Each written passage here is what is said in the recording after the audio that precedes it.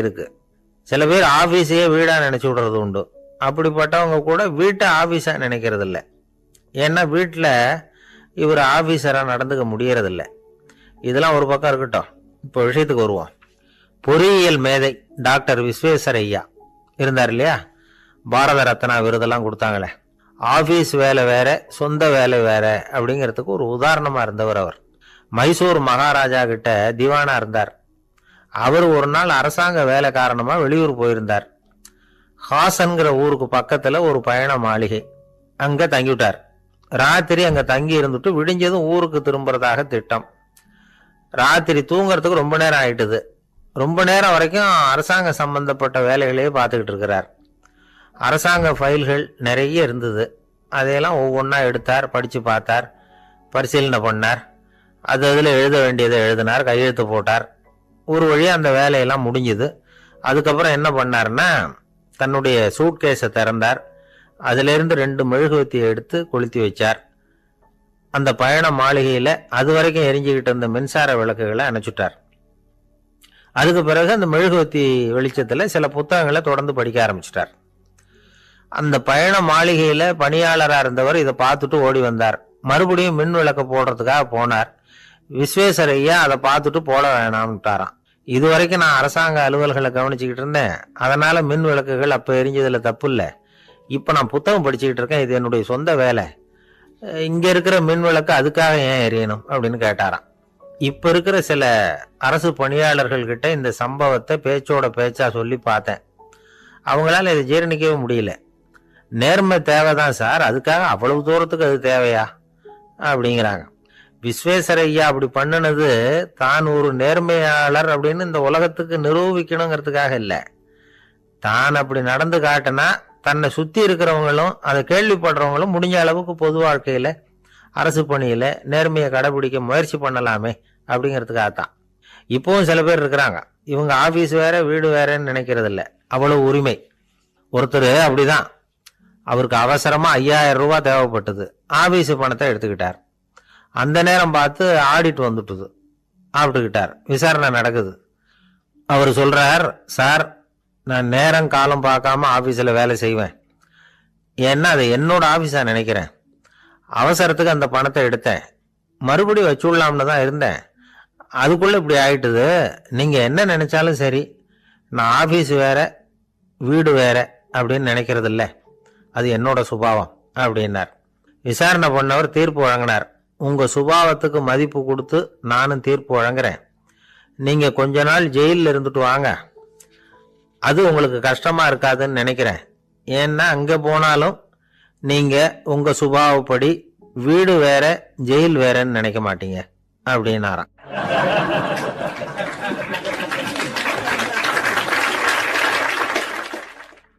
திபேத் நாட்டில் புத்த மடாலயங்கள் நிறைய உண்டு. அதுக்கு ஒரு தலைமையகமும் உண்டு. அது இந்த திபேத் தலைநகரம் லாசாவில் இருக்குது. ரொம்ப காலத்துக்கு அப்பால அதை பற்றிலாம் நிறைய விவரங்கள் எழுதி வச்சிருக்கிறாங்க. அது இப்போவும் நமக்கு கிடைக்குது. அதாவது ரொம்ப தூரத்துக்கு அந்தாண்ட மலைகளுக்கு நடுவில் ஒரு கிளை மடாலயம். அந்த மடத்தின் தலைவருக்கு வயசாயிட்டு தான், அதனால தலைமை பொறுப்பை வேற ஒருத்தர்கிட்ட ஒப்படைக்கலாம் அப்படின்னு முடிவு பண்ணாராம். உடனே ஒரு லாமாவை கூப்பிட்டார். அவர் மூலமா தலைமை மடாலயத்துக்கு செய்தி அனுப்புனார், பொருத்தமான வாரிசு ஒருத்தரை அனுப்பி வைக்கும்படியாக. அந்த வாலிப லாமா புறப்பட்டார். காடு மேடெல்லாம் நடந்து போறார். ரொம்ப நாள் கழிச்சு தலைமை பீடத்தை அடைஞ்சார். தலைமை குரு கிட்ட விவரத்தை சொன்னார். தகுதியான ஒருத்தரை அனுப்பி வச்சா அழைச்சிட்டு போறேன் அப்படின்னார். சரி, நாளைக்கு காலையில் நீங்கள் அவங்க எல்லாரையும் அழைச்சிட்டு போகலாம்னார் அவர். அவங்க எல்லாரையுமா? அங்கே தேவைப்படுறது ஒருத்தர் தானே அப்படின்னார் இவர். ஆமான்னார். அப்புறம் ஏன் எல்லாரையும் அழைச்சிட்டு போக சொல்கிறீங்கன்னார். அது இப்போ உனக்கு புரியாது. நான் ஒரு 100 பிக்குகளை அனுப்புகிறேன், அதாவது பிட்சுகளை. அவ்வளவு பேரையும் அங்கே வச்சு சமாளிக்க முடியாது அப்படின்னாரு இவர். இருந்தாலும் இப்போ அந்த தலைமை குரு என்ன சொன்னார்னா, அதை பற்றி கவலைப்படாத, நான் 100 பேரை அனுப்புகிறேன், அதில் 99 பேர் வழியிலேயே காணாமல் போடுவாங்க, ஒருத்தன் மட்டும்தான் வருவான், அவனும் அங்கே சேர்ந்துட்டானா நீ ரொம்ப கொடுத்து வச்சவன் அப்படின்னார். இவருக்கு ஒன்றும் புரியல. இருந்தாலும் மறுநாள் அந்த வாலிபல் 100 பேரை அழைச்சிக்கிட்டு புறப்பட்டார். போற வழியிலேயே பல பேர் அங்கங்க பிச்சுக்கிட்டு போட்டாங்க. அவர் சொன்னது மாதிரியே வழியில அவங்க ஊர்கள் இருந்தது தான் காரணம். அப்பா அம்மாவை பார்த்துட்டு வரேன் அப்படின்னு கொஞ்சம் பேர் போனாங்க. சொந்த பந்தத்தை பார்த்துட்டு வரேன் அப்படின்னு கொஞ்சம் பேர். ஒரு வாரம் ஆச்சு. இப்போ மிஞ்சினது 10 பேர் தான். வழியில் ஒரு நகரம். அங்கே சில பிட்சுக்கள் வந்து சந்திச்சாங்க. எங்கள் மடத்து தலைவர் இறந்துட்டார், உங்களில் யாராவது ஒருத்தர் எங்களுக்கு தலைவராக முடியுமா அப்படின்னு கேட்டாங்க. 10 பேரும் தயார். அதில் ஒருத்தரை அழைச்சிக்கிட்டு அவங்க போயிட்டாங்க. இன்னொரு ஊரில் சில பேர் வந்தாங்க, வழி மறிச்சாங்க. நில்லுங்க, எங்கள் மன்னர் மகளுக்கு திருமணம், அதை நடத்தி வைக்க 3 லாமாக்கள் தேவை அப்படின்னாங்க. இப்படி கொஞ்சம் கொஞ்சமாக எல்லாரும் காலி. கடைசியில் 2 பேரும் மிஞ்சினாங்க. அங்கே ஒரு இளம்பெண் எதிரில் வந்தா, எங்கள் அப்பா வேட்டைக்கு போயிருக்கிறாரு, இன்னும் திரும்பி வரல, வீட்டில் வேற யாரும் இல்லை, தனியாக இருக்க பயமாக இருக்கு, யாராவது ஒருத்தர் எனக்கு துணையாக இருக்கணும் அப்படின்னு கேட்டுக்கிட்டா. எங்கள் 2 பேரில் நீயே ஒருத்தரை தேர்ந்தெடுத்துக்கோ, இல்லைன்னா எங்களுக்குள்ள சண்டை வந்துடும் அப்படின்னாங்க. இப்போ மிஞ்சினவர் ஒருத்தர். அவருக்கும் ஒரு சோதனை வந்தது. ஒரு தர்க்கவாதி எதிரில் வந்தான், உன்னோட வாதம் பண்ணணும்னா. இவனோட வாதம் பண்ணுறேன், அது முடிய ரொம்ப காலம் ஆகலாம், தர்க்கத்தில் நான் ஜெயிச்சா அங்கே வரேன், இல்லைன்னா இவருடைய சீடனை ஆயிடுவேன் அப்படின்னார் அவர். கடைசியாக அழைக்க வந்த வாலிபலாமா மட்டும் வெறும் கையோடு திரும்பி போனார். அங்கே இருந்த வயசான மடாதிபதி கேட்டார், எத்தனை பேர் அங்கேருந்து புறப்பட்டீங்கன்னார். என்னையும் சேர்த்து 101ன்னார் அவர். நல்லது, நீயாவது திரும்பி வந்திய, அதுதான் எனக்கு போதும், ஏன்னா நீ தான் எனக்கு உண்மையான வாரிசு, அந்த 100 பேரில் யாரும் வரமாட்டாங்க அப்படின்னார் அவர். ஏன்னா அவருக்கு தெரியும் இவர் ஒருத்தர் தான் திரும்பி வருவாருங்கிறது. திபேத்தில் ஒரு பழங்கால பழமொழி உண்டாம், 100 பேர் செல்லலாம், எப்பொழுதாவது ஒருவன் அபூர்வமாக அடைய வேண்டிய இடத்தை அடைவான். இதுதான் அந்த பழமொழி. ஒரு உன்னதமான இலக்கை அடையணும்னா அது அவ்வளவு சுலபமான காரியம் இல்லை. இந்த காலத்து மடாலயம் ஒன்று, அதில் ஒரு தலைவர், அவருக்கு வயசாயிட்டுது, தனக்கு ஒரு வாரிசை நியமிக்கணும் அப்படின்னு ஆசைப்பட்டார். ரொம்ப கஷ்டப்பட்டு ஒருத்தரை பிடிச்சார், தனக்கு வாரிசா நியமிச்சுட்டு அவர் சமாதி ஆயிட்டார். புதுசாக பொறுப்பேற்றுக்கிட்டவர் அப்படியே உட்காந்துருந்தார். அவரை தேடிட்டு பத்திரிகை நிருபர்கள்லாம் வந்தாங்க, கேட்டாங்க. அவர் உங்கள் பொறுப்பில் வந்து அவர் பெரியவர் விட்டுட்டு போன இது எவ்வளவு சுமாராக தேரும், எவ்வளவு விட்டுட்டு போனார் அப்படின்னு கேட்டிருக்கிறாங்க. அது என்ன ஒரு 50 லட்சம் இருக்கும் அப்படின்னாராம். அவ்வளவும் பணமா அப்படின்னு கேட்டிருக்காங்க. இல்லைங்க, கடன் அப்படின்னாராம் இவர்.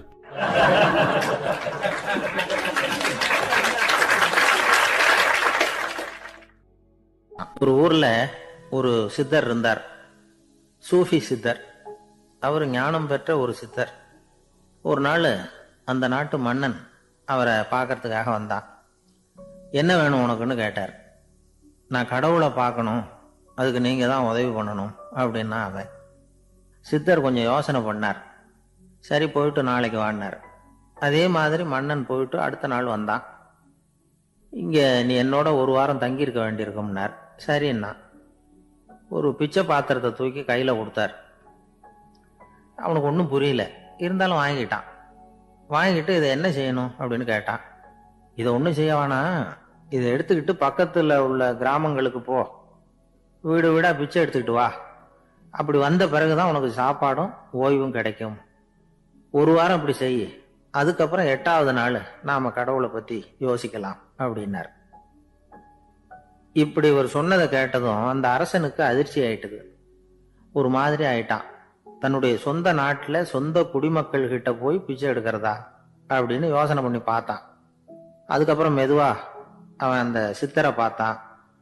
ஐயா, சொந்த நாட்டிலேயே பிச்சை எடுக்கிறதுன்னா எனக்கு ஒரு மாதிரியா இருக்கு, வெக்கமா இருக்கு, நான் வேணும்னா வெளி தேசத்துல எங்கேயாவது போய் பிச்சை எடுக்கவா அப்படின்னு கேட்டான். இதுக்கு அந்த சித்தர் ஒரு சம்மதிக்கலை. இதோ பாரு, உன்னால பிச்சை எடுக்க முடியலன்னா பேசாம திரும்பி அரண்மனைக்கே போயிடு, அதுக்கப்புறம் கடவுளை பத்தி எல்லாம் பேசுறதுக்கு என்னை தேடிட்டு வரக்கூடாது அப்படின்னு விட்டார். மன்னன் தயங்கினான், இருந்தாலும் மனசை சரி பண்ணிட்டு சம்மதிச்சான். சரிங்க, ஒரு வாரம் இங்க தங்குறேன், நீங்க சொல்றது மாதிரி பக்கத்து கிராமங்களுக்கு போறேன், வீடு வீடா பிச்சை எடுக்கிறேன், வர்றேன் அப்படின்னா. ஒரு வாரம் தெரு தெருவா பிச்சை பாத்திரத்தோட அலைஞ்சான். சொந்த ஊர்ல சொந்த குடிமக்கள் கிட்ட பிச்சை எடுத்தான். 7 நாள் முடிஞ்சது. 8வது நாள் அந்த சித்தர் மன்னனை கூப்பிட்டார். இப்படி வாழ்னார். வந்தான். இனிமே நீ கடவுளை பத்தி என்கிட்ட கேட்கலாம்னார். இனிமே கேட்கறதுக்கு ஒண்ணுமே இல்லை சுவாமின்னா இவன். 1 வார காலம் பிச்சை எடுத்த பிறகுதான் கடவுளை காண முடியும் அப்படின்னு நான் கனவு கூட காணவில்லைன்னா. அப்படின்னா நீ பிச்சை எடுத்த காலத்துல அப்படி என்னதான் நடந்தது அப்படின்னு கேட்டார் அவரு. சுவாமி, 1 வார காலம் பிச்சை எடுத்ததுல என்னுடைய ஆணவம் அழிஞ்சுட்டுது. அது இப்போ இருக்கிற இடமே தெரியல. இப்போ அதை காணவே காணோம். பிச்சைக்காரனா இருந்தப்போ பெற்றதை மன்னனாக இருக்கும்போது பெற முடியாதுங்கிறத புரிஞ்சுக்கிட்டேன் அப்படின்னா மன்னன். அடக்கம் பிறந்தவுடன் தெய்வீக கதவுகள் திறந்து கொள்ளுகின்றன அப்படிங்கிறார் ஓஷோ. நம்மால் ஒருத்தன் ஆணவம் அழியணுங்கிறதுக்காக ஒரு திருவோட்டை எடுத்துக்கிட்டு தெரு தெருவா பிச்சை எடுக்க ஆரம்பிச்சான். என்ன தெய்வீக கதவுகள் திறந்துதா அப்படின்னு கேட்டார் ஒருத்தர். தெய்வீக கதவு திறக்கிறதுக்கு முன்னாடியே எங்க வீட்டு கதவு சாத்திக்கிட்டுதுன்னா. என்னடா சொல்றேன்னார். இனிமே வீட்டுக்குள்ளேயே வர வேணாம், இதையே தொழிலா வச்சுக்கோ அப்படின்னு எங்க வீட்டுல சொல்லிவிட்டாங்க சார் அப்படின்னா. ஒரு பள்ளிக்கூடம் வகுப்பு நடந்துகிட்டு இருக்கு. ஆசிரியர் பாடம் நடத்திக்கிட்டு இருக்கிறார். நடத்தி முடிச்ச உடனே கேட்டார், மாணவர்களே, இதுவரைக்கும் நான் நடத்தின பாடத்துல உங்களுக்கு ஏதாவது சந்தேகம் இருக்கா அப்படின்னு கேட்டார். அப்புறம் ஒவ்வொருத்தரா கேட்டார். ஒரு மாணவன் எழுந்திருச்சான். சார், எனக்கு சந்தேகம் எதுவுமே இல்லைன்னா. ஏன்னு கேட்டார். ஏன்னா எனக்கு நீங்க நடத்தின பாடம் தெளிவா புரிஞ்சுட்டுது, அதனால சந்தேகம் வரலன்னா.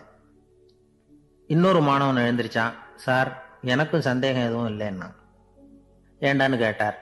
ஏன்னா எனக்கு நீங்க நடத்தின பாடம் எதுவுமே புரியல, அதனால சந்தேகம் வரல அப்படின்னா. இந்த இடத்துல நாம கொஞ்சம் சிந்திச்சு பார்க்கணும். இந்த உலகத்துல எல்லாம் புரிஞ்ச ஒருத்தனுக்கும் சந்தேகம் வராது, எதுவுமே புரியாத ஒருத்தனுக்கும் சந்தேகம் வராது. அறகுறையா புரிஞ்சுக்கிட்டவன் இருக்கான் பாருங்க, அவனுக்கு தான் அடிக்கடி சந்தேகம் வரும். ஆக மாணவர்களை இந்த 3 வகையா பிரிக்கலாம். அதே மாதிரி தான் மனிதர்களையும் 3 வகையா பிரிக்கிறாங்க ஆன்மீகவாதிகள். ஒரு ஆன்மீக பெரியவர் என்ன சொல்றார் தெரியுமா? இந்த உலகத்துல 3 வகையான மனிதர்கள் இருக்கிறாங்களாம். முதல் வகை எப்படி தெரியுமா? இவங்களுக்கு எதையும் தெரிஞ்சுக்கணுங்கிற அவசியமே கிடையாது. ஏன்னா அவங்களுக்கு எல்லாமும் தெரியும். இவங்க ஞானத்தின் முழு வடிவா இருக்கிற காரணத்தினால அவங்களுக்கு எந்த சந்தேகமும் இல்லை, எந்த கேள்விகளும் கிடையாது. இந்த நிலையில இருக்கிறவன் கிருஷ்ணன். எல்லாத்துக்கும் விட தெரிஞ்சுக்கிட்ட நிலையில அவன் விடையாக மாறிவிட்டான் அப்படின்னு சொல்லுவாங்க. 2வது நிலையில இருக்கிறவன் அர்ஜுனன். இவனுக்கு எப்ப பார்த்தாலும் கேள்விதான், சந்தேகம்தான். பதில் சொல்ல சொல்ல அவனுக்கு இருக்கிற சந்தேகமும் அதிகமாகிட்டே இருக்கும், குறையவே குறையாது. அர்ஜுனன் மாதிரி உள்ளவங்க எப்பவும் கேள்வி கேட்டுக்கிட்டே இருப்பாங்க. ஒரு கேள்விக்கு விட கிடைச்சுட்டுன்னு வைங்க, உடனே இன்னொரு கேள்வி அவங்க கிட்ட இருந்து வரும். கிருஷ்ணனுடைய நிலை எப்படின்னா அது கேள்விகளே அற்ற ஒரு நிலை. அர்ஜுனனுடைய நிலை எப்படின்னா அது கேள்விகளை தவிர வேறு எதுவும் அற்ற ஒரு நிலை. இவங்களை தவிர இன்னொரு ஆள் இருக்கிறான், அவனுக்கும் கேள்விகள் அற்ற ஒரு நிலை தான். அவன் யாருன்னா துரியோதனன். இவனுக்கு தெரிஞ்சுக்கணுங்கிற எண்ணமே சுத்தமா கிடையாது. ஆவலே இல்லைங்கிறதுனால அதை புரிஞ்சுக்கணுங்கிற அவசியமும் இல்லை. அதனால அவனுக்கு கேள்விகள் அற்ற ஒரு நிலையில அவன் இருந்துகிட்டு இருக்கிறான். எல்லா பதிலும் தெரிந்து கொண்ட நிலையில கிருஷ்ணனும் கேள்விகள் அற்ற நிலையில இருக்கிறான். தெரிஞ்சுக்கணுங்கிற ஆவலே இல்லாத துரியோதனனும் கேள்விகள் அற்ற நிலையிலே இருக்கிறான். இப்படியும் இல்லாம அப்படியும் இல்லாம 2ம் கெட்டான் நிலையில இருக்கிறானே, அவன் தான் அர்ஜுனன். அதனால பெரியவங்கள்லாம் என்ன சொல்றாங்கன்னா, இந்த உலகத்துல அர்ஜுனன்களா இருக்கிறவங்க ஒண்ணு துரியோதனனா மாறிடணும், இல்லைன்னா கிருஷ்ணனா மாறிடணும். இதை தவிர வேற வாய்ப்பு இல்லை. துரியோதனன் மாதிரி உள்ளது விலங்கு நிலை, கிருஷ்ணன் மாதிரி உள்ளது தெய்வ நிலை. அர்ஜுனன் விலங்காவும் ஆக முடியல, தெய்வமாவும் ஆக முடியல. இப்படி 2ம் கெட்டானா இருக்கிற வரைக்கும் இந்த கேள்விகளும் பிரச்சனைகளும் இருந்துகிட்டே தான் இருக்கும். இதுதான் பெரியவர்கள் சொல்லுகிற அனுபவ உண்மை. ஒரு ஆசிரியர் ரொம்பவும் விரிவா விளக்கமா பாடம் நடத்தின பிறகு, மாணவர்களே ஏதாவது சந்தேகம் இருந்தா கேளுங்கன்னாராம். ஒரு மாணவன் எழுந்திருச்சான். சார், எனக்கு ஒரு சந்தேகம்னா. என்னன்னு கேட்டார். இது வரைக்கும் என்ன பாடம் சார் நடத்துனீங்க அப்படின்னா அந்த பையன்.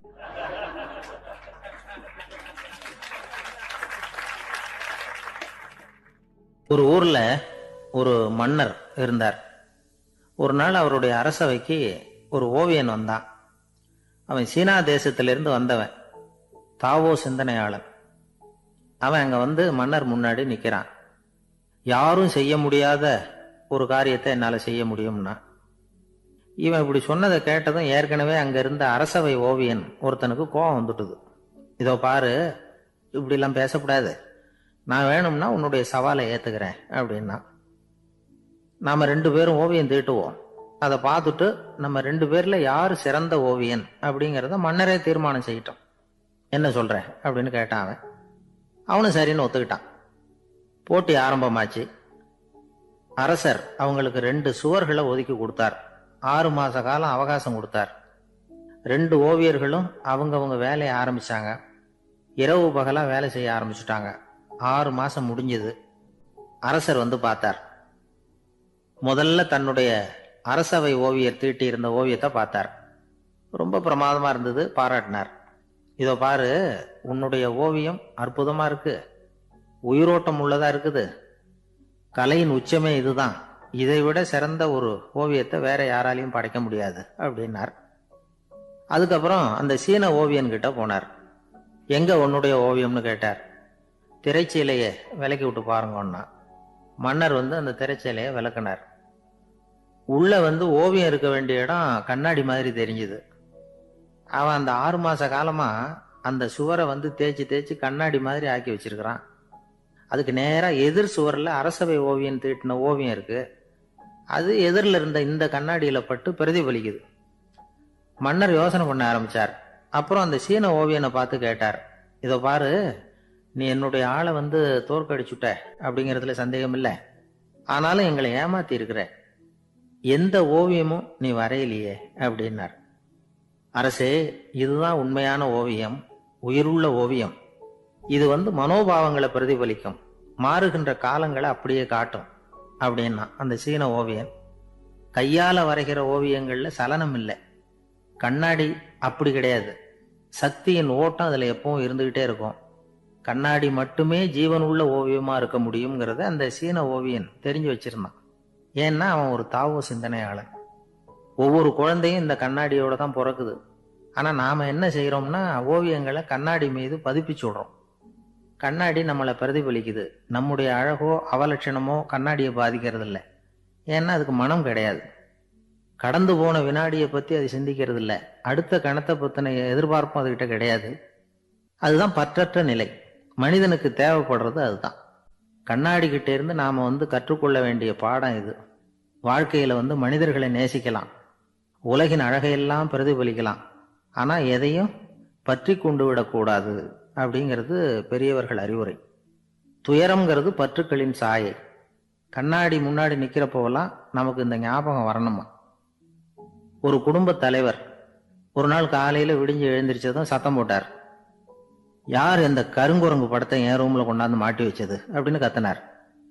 சமையல் கட்டில இருந்து மனைவி பதில் சொன்னாங்க. தூக்க கலக்கத்துல உளராதுங்க, நல்லா பாருங்க, அது படம் கிடையாது, முகம் பார்க்கிற கண்ணாடி அப்படின்னாங்க. ஜெருசலேம் அங்க உள்ள ஒரு தேவாலயம். அதுல உள்ள பலிபீடத்தின் முன்னாடி ஒரு பெட்டி உண்டு. அது காணிக்கை பெட்டி. ஆலயத்துக்கு வர்றவங்க பிரார்த்தனை பண்ணிவிட்டு திரும்பி போற சமயத்துல அந்த பெட்டியில காணிக்கை போடுவாங்க. அவங்களால எவ்வளவு முடியுமோ அவ்வளவு போடுறது வழக்கம். அவங்கவுங்க வசதிக்கு தகுந்த மாதிரி போடுவாங்க. வசதி உள்ளவங்களா இருந்தாலும் சரி, வசதியே இல்லாத வறியவர்களா இருந்தாலும் சரி, ஆலய காணிக்கை பெட்டியில காசு போடுறது அவங்களுக்கு ரொம்ப பெருமையான ஒரு செயல். ஒரு சமயம் இயேசு தம்முடைய சீடர்களோடு அந்த ஆலயத்துக்கு வர்றார். அங்க உட்காந்து ரொம்ப நேரம் வழிபாடு பண்ணிட்டு இருக்கிறார். சீடர்களும் அந்த ஜபத்துல கலந்துக்கிட்டாங்க. வழிபாடு முடிஞ்சுது. இயேசு உட்கார்ந்துருக்கிறார். காணிக்கை பெட்டியில காசு போடுறவங்கள கவனிக்கிறார்.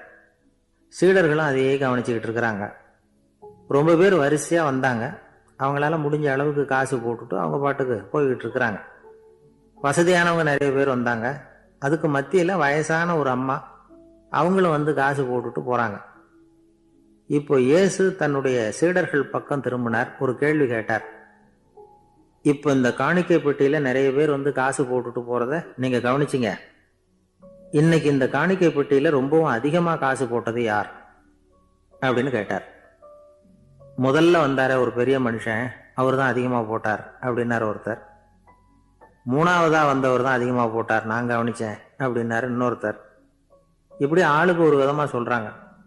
கடைசியாக இயேசு சொன்னாராம், இன்றைக்கு அந்த பெட்டியில் அதிகமாக காசு போட்டவங்க அந்த வயசான அம்மா தான் அப்படின்னாராம். சீடர்களுக்கு ஒன்றும் புரியல. அந்த அம்மா ரொம்பவும் ஏழையாச்சே, அவங்க எப்படி அதிகமாக காணிக்கை செலுத்த முடியும் அப்படிங்கிறது அவங்க சந்தேகம். இயேசு விளக்குனார். நிறைய பேர் வந்தாங்க, நிறையவே காசுகள் போட்டாங்க, அது உண்மைதான். ஆனாலும் அந்த அம்மா என்ன பண்ணாங்க கவனிச்சிங்களா?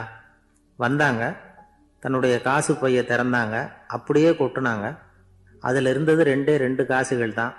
அந்த 2 காசும் காணிக்கை பெட்டியில் விழுந்துட்டுது. மற்றவங்கள்லாம் தங்கள்கிட்ட இருந்த செல்வத்தின் ஒரு சிறு பகுதியை எடுத்து பெட்டியில் போட்டாங்க.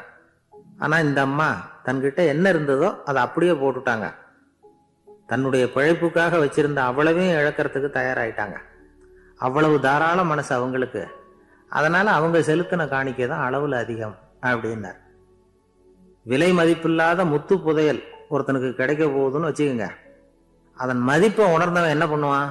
அதை அடையறதுக்காக தன்கிட்ட இருக்கிற எதையும் கொடுக்கறதுக்கு தயாரா இருப்பான் இல்லையா? அது மாதிரிதான் இதுவும் அப்படின்னார்.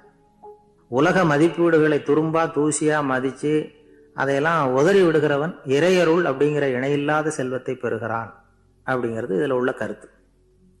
இறைவனுக்காக இழப்பதுன்னா துன்பப்படுகிறவர்களுக்காக, ஏழைகளுக்காக, ஏதுமற்றவர்களுக்காக இழப்பது அப்படின்னு அர்த்தம். உங்கள் அயலானுக்கு நீங்கள் என்ன உதவி செய்தாலும் அதை எனக்கே செய்கிறீர்கள் அப்படின்னு இயேசு சொல்லியிருக்கிறார். அடுத்தவங்களுக்கு உதவணுங்கிற குணம் இன்னைக்கு ரொம்ப குறைஞ்சு போச்சு. செய்ய வேண்டிய கடமையிலிருந்து விலகி இருக்கிறவர்கள் நம்ம கிட்ட நிறைய பேர் உண்டு. அப்படிப்பட்ட ஒருத்தர் டாக்டர் கிட்ட போனார். டாக்டர், நான் ஒரு கவர்மெண்ட் ஆஃபீஸில் வேலை பார்க்குறேன், எனக்கு ஒரே அசதியாக இருக்குது, என்னை சோதிச்சு பாருங்க, ஆலோசனை சொல்லுங்க ஏதாவதுன்னார். டாக்டர் அவரை பரிசோதனை பண்ணி பார்த்துட்டு சொன்னார், இதோ பாரு, உனக்கு இப்போ தேவைப்படுறது முழு ஓய்வு. நீ எவ்வளவு சீக்கிரமா ஆபீஸுக்கு போறியோ அவ்வளவுக்கு உனக்கு நல்லது அப்படின்னாராம். எனக்கு தெரிஞ்ச ஒருத்தர் இருக்கார். அவரு ஒரு பெரிய காவல்துறை அதிகாரி, ரொம்ப கண்டிப்பானவர். அவரை கண்டாவே எல்லாரும் பயப்படுவாங்க. அப்படிப்பட்டவர் வீட்டுக்கு போனா அப்படியே அடியோட மாறிடுவார். அங்க போய் பாத்தீங்கன்னா குழந்தைகளோட குழந்தையா அவர் விளையாடிக்கிட்டு இருப்பார். அலுவலக சமயத்துல பாத்தீங்கன்னா குதிரை முதுகுல அவர் உட்காந்துருப்பார். வீட்டுல பாத்தீங்கன்னா அவர் முதுகுல குழந்தை உட்காந்துருக்கும். அவரு குதிரை மாதிரி போயிட்டு இருப்பார். இது எப்படிங்க முடியுது உங்களால அப்படின்னு கேட்டாங்க. அது ஒண்ணுமில்ல, இங்க வீட்டுக்கு வந்த உடனே என்னோட மனசை தனியா எடுத்து வச்சிருவேன் அப்படின்னார். அது என்னங்க உங்க சட்டப்பயிலியா இருக்குது மனசு, அது தனியா எடுத்து வைக்கிறதுக்கு அப்படின்னு கேட்டாங்க. அப்படி இல்லைங்க, இது ஒரு பயிற்சி, மனப்பயிற்சி, அவ்வளவுதான் அப்படின்னார். இப்படி சமயம் பார்த்து மனசை தனியா வச்சுவிட தெரிஞ்சவங்க வாழ்க்கையில எப்பவும் உற்சாகமா இருப்பாங்க அப்படிங்கிறது பெரியவங்க கருத்து. ஒரு டாக்டர் ஆஸ்பத்திரியில் இருக்கிற வரைக்கும் டாக்டரா இருக்கலாம். அவர் மனைவிகிட்டையும் அவர் டாக்டரா இருக்க வேண்டிய அவசியம் இல்லை. ஒரு வக்கீல் கோர்ட்ல இருக்கிற வரைக்கும் வக்கீலா இருக்கலாம். வீட்டுக்கு வந்ததுக்கு அப்புறமும் வக்கீலா இருக்க வேண்டிய அவசியம் கிடையாது. வீட்டில் குழந்தைகள்கிட்ட விளையாடும் பொழுதும் அதுகள்கிட்ட ஃபீஸு கேட்டுக்கிட்டு இருக்கக்கூடாது. நாம் எப்படி இருக்கணும்னு பெரியவங்க சொல்கிறாங்கன்னா, மனசோட சேரக்கூடாதான். அப்படி சேராமல் வாழ்க்கையை கவனிக்கணுமா. மனசை அப்படியே தனியாக எடுத்து பக்கத்தில் வச்சுடணும். அப்படின்னா அதை அப்படியே தூக்கி எறிஞ்சுடு அப்படின்னு அர்த்தம் இல்லை. ஏன்னா மனசுங்கிறது நமக்கு உபயோகப்படக்கூடிய ஒன்று தான். எப்போ எப்போ அது தேவையோ அப்பப்போ எடுத்து உபயோகப்படுத்திக்கணும்.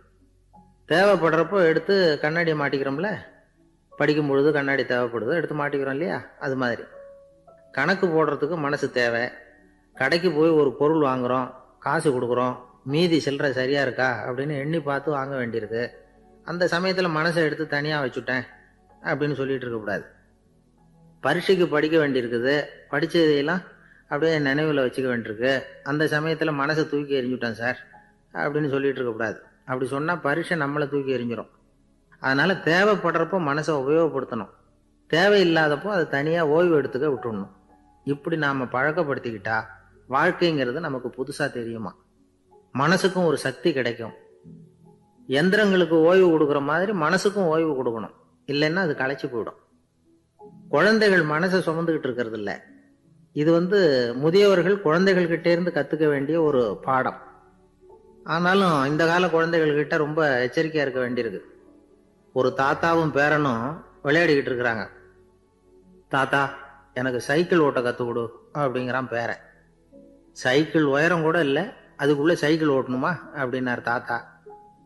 ஏன் தாத்தா, ரயில் ஓட்டுறாரு, அவர் என்ன ரயில் நீளமா இருக்கார் அப்படின்னு கேட்டானா அந்த பையன். ஒரு நல்ல நகைச்சுவை எப்படி இருக்கணும், இதுக்கு ஒவ்வொருத்தர் ஒவ்வொரு மாதிரியான விளக்கத்தை கொடுத்துருக்குறாங்க. ஆனா கலைவாணர் NS கிருஷ்ணன் கொடுக்குற விளக்கம் என்ன தெரியுமா? நகைச்சுவைங்கிறது அடுத்தவங்களுக்கு துன்பம் கொடுக்காம இருக்கணும், அடுத்தவங்க மனசை புண்படுத்தக்கூடாது, அதுதான் சிறந்த நகைச்சுவை அப்படிங்கிறார். அதுக்கு அவர் உதாரணமும் கொடுக்கிறார். ஒரு ஏரி ஓரமா 2 பசங்க நடந்து போயிட்டு இருக்கிறாங்க.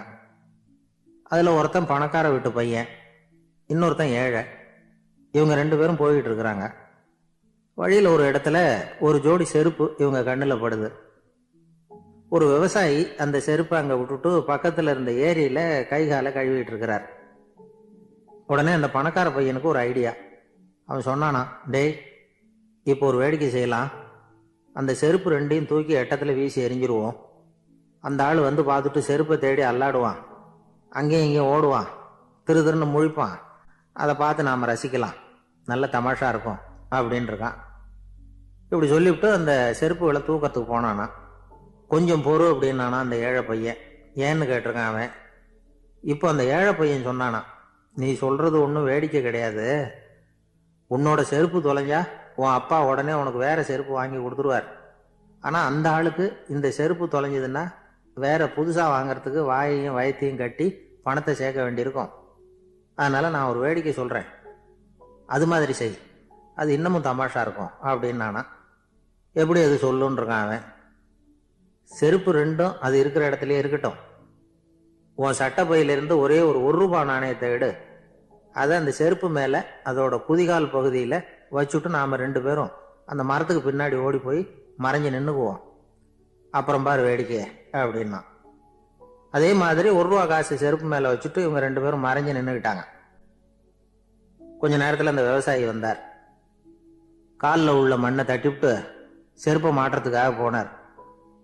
அங்கிருந்த காசு கண்ணில் போட்டுட்டுது. அவருக்கு ஆச்சரியமா போச்சு. அதை கையில் எடுத்து பார்க்குறார். 4 பக்கமும் திரும்பி திரும்பி பார்க்குறார், யார் இதை வச்சிருப்பான்னு. கடைசியில் ஆகாயத்தை பார்க்குறார். ஆண்டவா, இது உன்னோட கருணை தான், நீ தான் யாரோ புண்ணியவான் மனசில் தர்மம் பண்ணுற எண்ணத்தை உண்டாக்கி இருக்கிற, அந்த புண்ணியவான் நல்லா இருக்கணும் அப்படின்னு வாழ்த்தி அந்த காசை கண்ணில் ஒத்திக்கிட்டாராம். மறைஞ்சிருந்து பார்த்துக்கிட்டு இருந்த ஏழை பையன் இப்படி சொன்னான், பாத்தியா, உன்னை புண்ணியவான்னு வாழ்த்திக்கிட்டு போறார் அந்த ஆள், அவருக்கும் சந்தோஷம், அதை பார்த்து நமக்கும் சந்தோஷம். உனக்கு ₹1 ஒரு பெரிய விஷயம் இல்லை, ஆனால் அதனால நமக்கு கிடைச்சிருக்கிற மகிழ்ச்சி ரொம்ப உயர்வானது அப்படின்னு நானா. வேடிக்கையும் கிண்டலும் இது மாதிரி அடுத்தவங்களுக்கு இடைஞ்சலா இல்லாமல் இருக்கணும் அப்படிங்கிறார் கலைவாணர். ஆனால் பாருங்க, அவருக்கே இடைஞ்சலா வர்ற விஷயங்களை கூட அவர் வேடிக்கையாக தான் எடுத்துக்கிட்டாராம். ஒரு தடவை ஒருத்தர் கலைவாணர்கிட்ட வந்து, ஐயா, என் குழந்தை செத்து போச்சு அப்படின்னு சொல்லி அழுதாராம். உடனே இவர் அவருக்கு ₹100 பணத்தை கொடுத்து, இந்தாங்க அடக்கம் செய்யுங்க அப்படின்னு சொல்லி அனுப்பி வச்சாராம். 1 வருஷம் கழிச்சு மறுபடியும் அதே ஆள் வந்திருக்கார். இவர் மறந்துருப்பாருங்கிற நினைப்புல, அண்ணே, என் குழந்தை இறந்து போச்சுண்ணே அப்படின்னாராம். இவர் மறுபடியும் ₹100 கொடுத்து ஆறுதல் சொல்லி அனுப்பி வச்சாராம். 7-8 மாசம் கழிச்சு மறுபடியும் அதே ஆள் வந்திருக்கார். அவர் வாயை திறக்கிறதுக்கு முன்னாடியே இவர் ₹100 அவர் கையில வச்சு, போன 2 தடவை தான் குழந்தை செத்து போச்சு, இந்த தடவையாவது அதை சாகாம காப்பாத்தி விடு அப்படின்னு சொல்லி அனுப்பி வச்சாராம். அதுக்கப்புறம் அந்த ஆள் வர்றதே இல்லையா.